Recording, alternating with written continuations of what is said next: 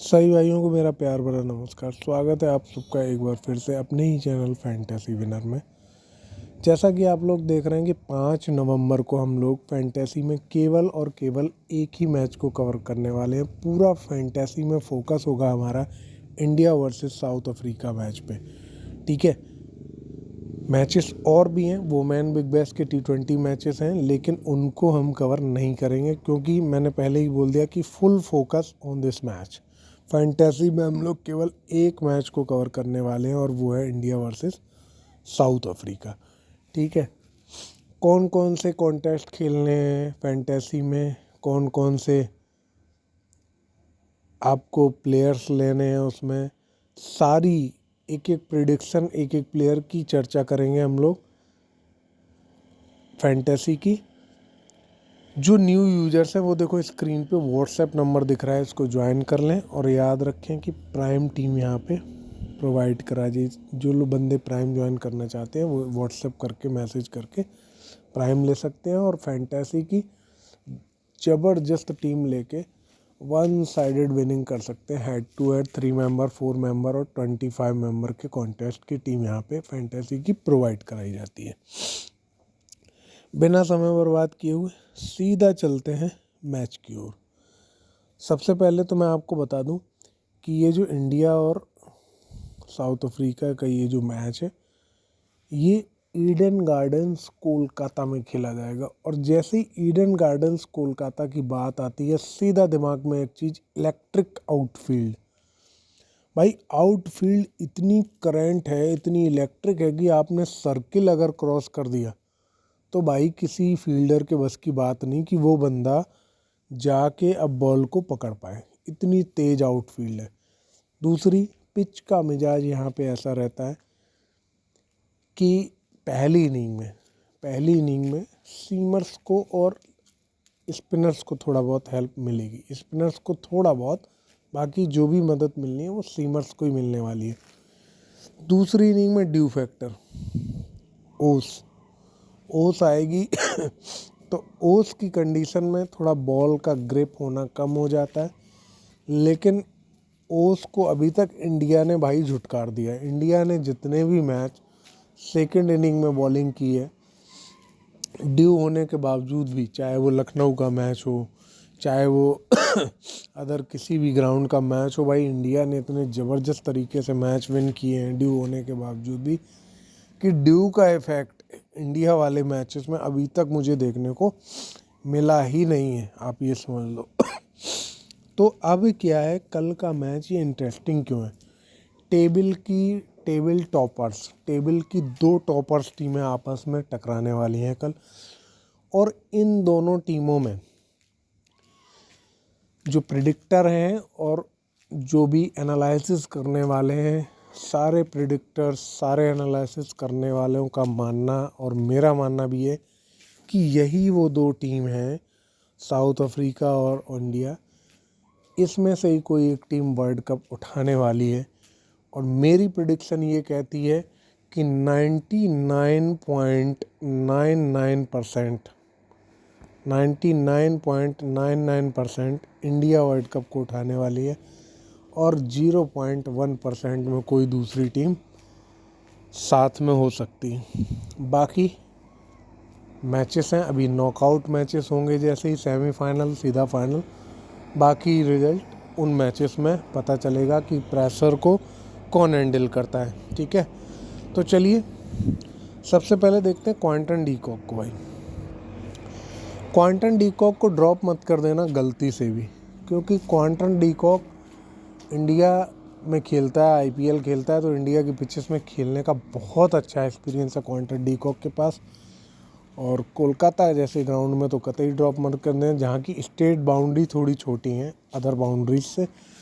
तो ऐसी कंडीशन में भाई ग्रैंड लीग में भी आप क्विंटन डी कॉक को ड्रॉप नहीं कर सकते, क्योंकि क्विंटन डी कॉक विकेट के पीछे से भी कुछ पॉइंट देता है और बल्ले से कुछ ना कुछ पॉइंट देता है।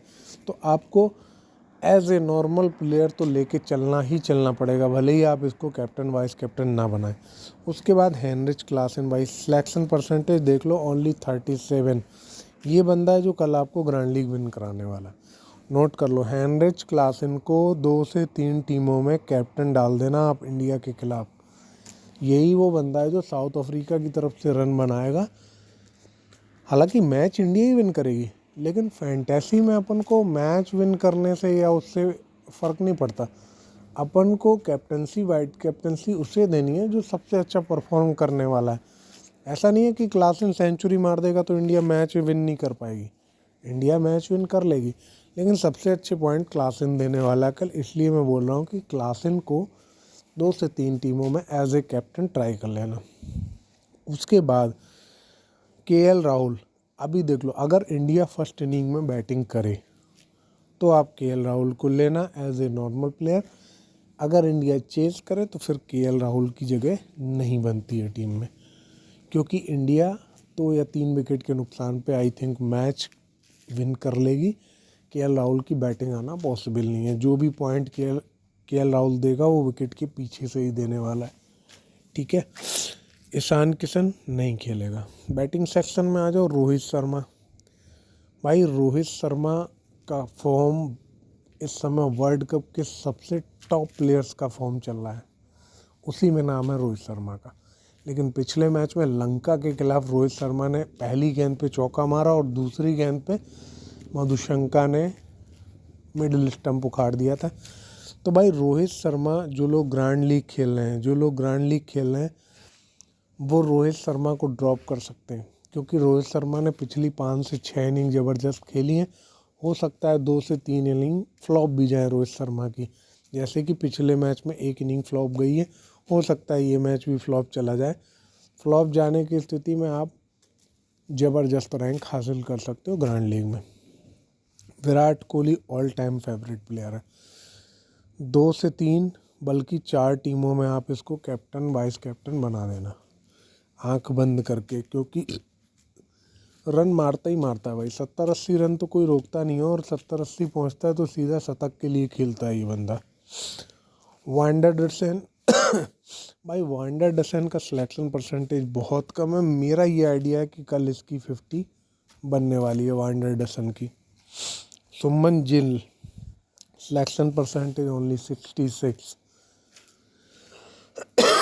और कल के मैच में ज़्यादातर आपको फोकस करना है वो है बैटिंग सेक्शन में। बल्लेबाजों का रोल होने वाला है, क्योंकि बैटिंग पिच है, इलेक्ट्रिक आउटफील्ड है, ठीक है। इसलिए सुमन जिल को आपको प्रॉपर लेके चलना है सारी टीमों में। उसके बाद अब देखो कुछ पंट प्लेयर्स आपको मैं बताने जा रहा हूँ। David Miller, selection percentage only 22। अगर आप ग्रैंड लीग खेल रहे हो और साउथ अफ्रीका पहले बैटिंग करती है तो डेविड मिलर को 2 से 3 टीमों में एज ए कैप्टन डाल देना आप, ठीक है। क्योंकि डेविड मिलर को भी बहुत अच्छा एक्सपीरियंस है इंडिया में खेलने का। और अगर साउथ अफ्रीका का टॉप ऑर्डर फेल होता है तो ऐसी कंडीशन में डेविड मिलर ही वो बंदा है जो रन बना के साउथ अफ्रीका को थोड़ा बहुत स्कोर देने में कामयाब होगा। और डेविड मिलर बहुत अच्छी चॉइस हो जाएगा ऐसे में कैप्टनसी और वाइस कैप्टनसी की। श्रेयस अय्यर, इंडिया अगर फर्स्ट इनिंग में बैटिंग करे तो फिर श्रेयस अय्यर को लेना ही है। सिलेक्शन परसेंटेज बहुत कम है, आपको 2 से 3 टीमों में कैप्टनसी और वाइस कैप्टनसी भी देनी पड़ेगी श्रेयस अय्यर को, क्योंकि श्रेयस अय्यर एक बेहतरीन बल्लेबाज है। पिछले मैच में भी 90+ की कुछ इनिंग खेल के आ रहा है, ठीक है। Temba Bavuma, selection percentage only 8। Selection percentage कम है, तो सिलेक्शन परसेंटेज कम है इसलिए आप 1 से 2 टीमों में इसको एज ए नॉर्मल प्लेयर डाल देना ग्रैंड लीग में। बाकी मुझे नहीं लगता कि ये कल के मैच में भी कुछ कर पाएगा, क्योंकि इंडियन बॉलर्स की इस समय जो बॉलिंग अटैक है भाई, उसका कोई जवाब नहीं है, ठीक है। उसके बाद रीज़ा हेंड्रिक्स खेलेगा नहीं। सूर्य कुमार यादव को केवल तब लेना है जब इंडिया फर्स्ट इनिंग में बैटिंग करे, अदरवाइज़ नहीं लेना है। उसके बाद आ जाओ ऑलराउंडर सेक्शन में एडन मकरम का सिलेक्शन परसेंटेज 64 है, लेकिन एडन मकरम कल 50-60 रन मारता हुआ दिख जाएगा, तो एज ए नॉर्मल प्लेयर लेना है। मार्को जनसन को आप कल ड्रॉप कर सकते हो। जिन बंदों को ग्रैंड लीग विन करनी है वो मार्को जनसेन को ड्रॉप कर देना। देखो मार्को जनसेन बल्ले से रन नहीं दे पाएगा कल की डेट में, मेरी प्रेडिक्शंस कहती है, और बॉलिंग से इंडिया इसको विकेट देगी नहीं, ठीक है। तो फिर आपको अगर ग्रैंड लीग विन करनी है तो इस बंदे पे आपको रिस्क लेना ही होगा। तो आप 2 से 3 टीमों में इसको ड्रॉप कर देना, ठीक है। और अगर मार्को जनसन नहीं चला तो फिर आपको एक तरफा ग्रैंड लीग में अच्छी रैंक मिलने ही वाली है। हार्दिक पांड्या खेलेगा नहीं, अभी भी इंजरी से बाहर नहीं आया। रविंद्र जडेजा, भाई रविंद्र जडेजा का 1 या 2 विकेट पक्का है, कल मिलेगा ही मिलेगा, ठीक है। और बैटिंग आ गई तो फिर 10-15 रन भी बना सकता है, वो भी फर्स्ट इनिंग के हिसाब से। नहीं तो आप रविंद्र जडेजा को भी ड्रॉप करने का रिस्क ले सकते हो। उसके बाद जो 2 प्लेयर हैं अश्विन और फ्लकवायो नहीं खेलेंगे। बॉलिंग सेक्शन में आ जाओ। बॉलिंग सेक्शन में जसप्रीत बुमराह, भाई he is the one of the best bowler in Indian team in this time. Indian team ही नहीं, वर्ल्ड की टीम में इस समय बेस्ट बॉलर है। तो जसप्रीत बुमराह को तो आप किसी भी कंडीशन में ड्रॉप कर ही नहीं सकते भाई। फर्स्ट इनिंग में अगर बॉलिंग करता है तो आपको 2 से 3 टीमों में कैप्टनसी और वाइस कैप्टनसी भी देनी पड़ेगी इस बंदे को। कंजिसो रबादा, भाई कंजिसो रबादा अनएक्सपेक्टेड टाइप का प्लेयर है। जिस मैच में इसको विकेट लेना चाहिए विकेट नहीं लेता है, जिस मैच में नहीं लेना चाहिए उसमें 3 से 4 विकेट लेता है। तो आप ऐसे अनएक्सपेक्टेड टाइप के बंदे को 1 से 2 टीमों में ले लेना, क्योंकि पता नहीं कल ही 2 से 3 विकेट कहीं इंडिया के निकाल दिए तो आपको एक तरफा आउट ऑफ कॉन्टेस्ट कर देगा, इसलिए कुछ टीमों में आप इसको लेके चलना। उसके बाद मोहम्मद सामी, भाई मोहम्मद सामी को तो छोड़ना ही नहीं है। सबसे बेहतरीन रिकॉर्ड है मोहम्मद सामी के वर्ल्ड कप में, तो 2-3 विकेट तो इसके पक्के हैं ही, चाहे फर्स्ट इनिंग में बॉलिंग करे और चाहे सेकंड इनिंग में बॉलिंग करे। उसके बाद केशव महाराज, भाई केशव महाराज को अपन ने पिछले मैच में पिक किया था साउथ अफ्रीका की तरफ से, और केशव महाराज ने ही हमको साउथ अफ्रीका वाला पिछला match 1 sided clean sweep fantasy में विन कराया था। लेकिन केशव महाराज कल के मैच में एज ए स्पिनर प्लेयर है ना, तो कल के मैच में इनकी जगह नहीं बनती है किसी भी टीम में, और बैटिंग से भी ये रन नहीं बना पाएंगे। हाँ, इंडिया अगर ऑल आउट करेगी तो 10-15 रन बना सकता है बैटिंग से, और विकेट हो सकता है एक आध निकाल दे इंडिया का। तो एज ए नॉर्मल प्लेयर आप 2 से 3 टीमों में ट्राई कर लेना। उसके बाद कुलदीप यादव, भाई कुलदीप यादव, इंडिया अगर फर्स्ट इनिंग में बॉलिंग करे तो कुलदीप यादव को ड्रॉप मत कर देना, सिलेक्शन परसेंटेज बहुत कम है। 2 से 3 टीमों में कैप्टनसी और वाइस कैप्टनसी भी दे देना कुलदीप यादव को, क्योंकि पहली इनिंग में इंडिया 2 से 3 विकेट इसको, इंडिया की तरफ से ये 2 से 3 विकेट इंडिया को निकाल के देने वाला है ये बंदा। सिराज, भाई तिकड़ी जो इंडियन टीम है ना, सामी बुमराह और सिराज, तो सामी बुमराह और सिराज तो किसी भी टीम में ड्रॉप बनते ही नहीं है, तो आपको सिराज को भी लेके जाना ही पड़ेगा। 1 से 2 टीमों में कैप्टनसी और वाइस कैप्टनसी भी देनी पड़ेगी। टी शम्सी खेलेगा नहीं, जी कोएट जी खेलेगा, लेकिन जी कोएट जी इंडिया के खिलाफ मुझे नहीं लगता कि इस समय विकेट निकाल भी पाएगा। बाकी आप जी कोएट जी को कुछ टीमों में as a normal player try कर सकते हो। शार्दुल ठाकुर खेलेगा नहीं, और मुझे लगता है कि अब शार्दुल ठाकुर की जो भी जुगाड़ थी या जो भी चीज़ें थी वो सारी फेल हो चुकी हैं। अब मुझे नहीं लगता कि इंडियन टीम में शार्दुल ठाकुर की वापसी होना भी पॉसिबल है, और शार्दुल ठाकुर की अच्छाई इसी में है कि अब उनको संन्यास ले लेना चाहिए, क्योंकि बहुत ढोया भाई इंडिया टीम ने इस बंदे को, ढोने का कोई रिजल्ट निकल के आया नहीं है, बल्कि इनको ढोने के चक्कर में इंडिया अपने बेस्ट प्लेयर को ट्राई नहीं कर पा रहा था। वो तो शुक्र है कि हार्दिक पांड्या को चोट लगी और इंडिया ने सामी और अदर प्लेयर्स को बैकअप कराया, जो कि इंडियन टीम को इस समय अच्छा रिजल्ट भी दे रहे हैं। तो भाई अच्छे रिजल्ट्स जो देंगे उनकी हर जगह पूछ होती है, ना कि शार्दुल ठाकुर जैसे प्लेयर्स की जिनको ढोया जा रहा है केवल। उसके बाद लुंगी नगीदी, भाई देखो लुंगी नगीदी का सिलेक्शन परसेंटेज 5 है, और मेरी गट्स फीलिंग ये कहती है कि इंडिया के जितने भी विकेट गिरेंगे, चाहे 2 गिरें चाहे 3 गिरें, वो सारे के सारे कल लुंगी नगीदी ही निकालने वाला है। तो लुंगी नगीदी को ड्रॉप मत कर देना, बहुत ही कान में बता रहा हूँ ये बात सबको।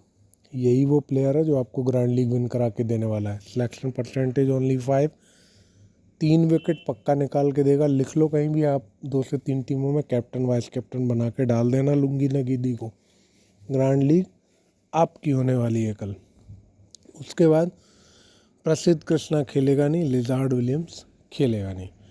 ठीक है, एक एक प्लेयर्स की बेहतरीन प्रिडिक्शन मैंने आपको बता दी। इससे ज़्यादा शुद्ध देसी प्रिडिक्शन आपको कोई पूरे यूट्यूब में नहीं बताने वाला है भाई।